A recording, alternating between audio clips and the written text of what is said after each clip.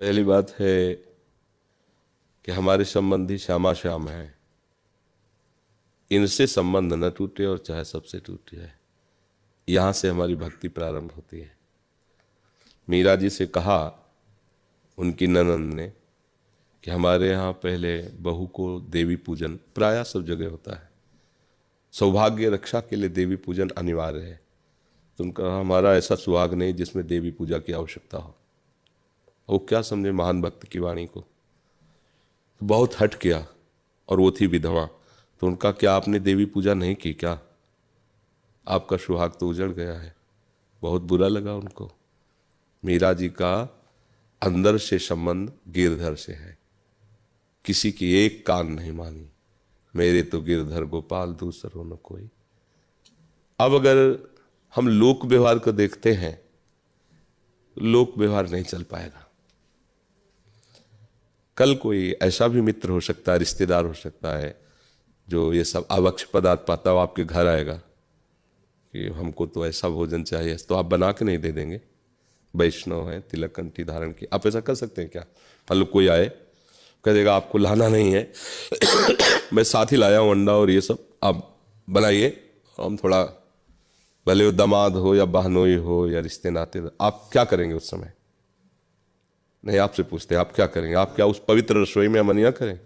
आपको लगेगा इसका प्रवेश भी घर में नहीं होने देंगे, महाराज आज के बाद कभी मत आना आप। अगर निष्ठा है भक्ति की तो आपके अंदर यही भाव आएगा, और अगर निष्ठा है संसार की तो भक्ति गौड़ हो जाएगी। फिर आप उसमें, तो हमें, जब आप निष्ठा से चलेंगे ना, तो एक दिन वो भी आपकी बड़ाई करेंगे, वो आपसे द्वेष नहीं करेंगे। भले व्यवहार में कह दे कि बड़ा अभिमानी है, बड़ा अपने को पंडित समझता है, भगत समझता है, हमारे यहाँ आता है ऐसा ऐसा, वो बड़ी पंडिताई दिखाते हैं कि हम प्याज लहसुन नहीं पाएंगे, हम ये नहीं करेंगे, वो ऐसा बोल सकता है। लेकिन अंदर से सबके हृदय में भगवान बैठे हैं, उनको लगेगा कि नहीं है तो भक्ति की ही बात ना। इसलिए हमें लगता है कि जहाँ तक हो सके तहाँ तक बचे अपने भोजन, क्योंकि भोजन से ही भजन की भूमिका बनती, पक्का समझ लेना। भोजन गलत हो गया तो सोचे विचार ही गलत हो जाएंगे, और जब विचार ही गलत है तो आप चल कैसे पाओगे इस मार्ग में? और प्राय आजकल भजन इसीलिए नहीं हो पा रहा, विचार गलत हो गए हैं। विचार इसलिए गलत हो गए कि भोजन, नए नए बच्चे हैं, पवित्र रसोई का भोजन सुहाता नहीं उनको। आजकल चला है वो पिज्जा, वो सेमई जैसा ऐसे ऐसे करके किया जा, क्या है? हाँ, लूडो चाउमीन, जो चाउमीन, हाँ वही, हाँ मैगी मैगी।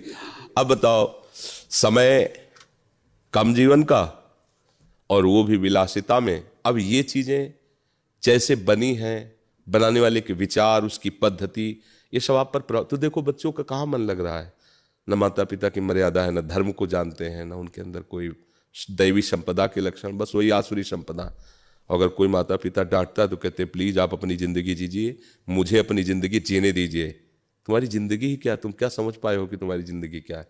मनमानी आचरण कोई जिंदगी होता है? और फिर वही ऐसी जगह फंस जाते हैं कि ना रोते बनता है, ना माता पिता का कोई सहायता लेने का, क्योंकि अब कैसे सहायता लें, उन्होंने तो मना किया था, उधर चले गए। तो ये खान पान का बहुत बड़ा और बड़ी समस्या है खान पान की। अगर आप सीधे रोटी दाल और सलाद की होटल ढाबा खोल लो तो आप में कोई नहीं बैठेगा, आपका ढाबा मक्खियाँ ही खाएंगी। दो चार ऐसे कोई भले आ जाए कभी, और आपके उसमें दूर से सब व्यवस्था है कि आप जाओगे तो शराब भी मिलेगी, मांस, जो जैसा, अगर आप ऐसा पाना चाहो तो ऐसा पाना चाहो, वो होटल ज़्यादा चलेगा। तो पैसा कमाना है तो भले वो कहे कि हम नहीं खाते, पर वो बनाएगा, सब करेगा। पर भगवत प्राप्ति तो एक अलग वस्तु है ना। और रही धन संपत्ति की बात, अधर्म से धन संपत्ति कभी सुख देते नहीं, चाहे जितना कमा लो। और भक्ति करोगे, भगवान का आश्रय रखोगे, तो माना कि आपके पास सामने वाले जैसा धन नहीं, पर आप एक आनंदित रहोगे, आपका परिवार स्वस्थ रहेगा, आपकी बुद्धि स्वस्थ रहेगी।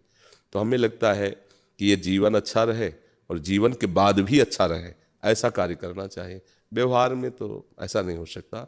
बहुत से दोस्त मित्र रिश्ते नातेदार ऐसे जो आसुरी प्रवृत्ति के होंगे, तो हम उनको राजी करने के लिए असुर भाव थोड़ी स्वीकार कर सकते हैं।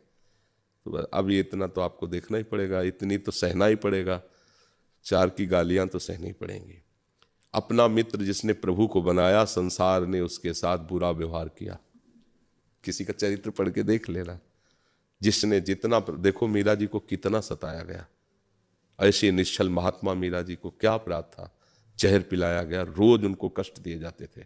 क्या क्या उनका तो चरित्र ही है। किसी भी भक्त के चरित्र को देख लीजिए, तो हो सकता है आपको भी विरोध सहना पड़े, पर अपने प्यारे के लिए अगर विरोध सहना पड़े तो अमृत तुल्य है। प्यारे को छोड़कर इस मृत्यु लोक के संबंधियों की पुष्टता चाहे, ये तो मृत्यु ही है। इसलिए धैर्यवान रहो, और मुझे लगता है कोई भगवत भक्त का कुछ बिगाड़ नहीं सकता, क्योंकि भगवान उसके रक्षक होते हैं, भगवान सहायक होते हैं।